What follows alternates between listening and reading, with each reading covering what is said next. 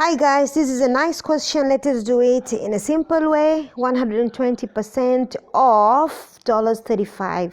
Okay, so what is 120% of $35? We have answers here: A, $32, B, $42, C, $48, and D, $52. Now, since we know here that percent is 100 and of is multiply, so we're going to write it like this: 120 over 100 here, then multiply by 35. Now let us work out.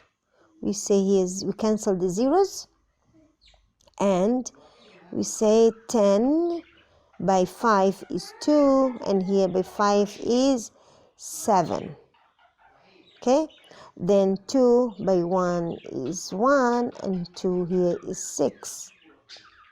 Now we will multiply 6 by 7, we'll get 42.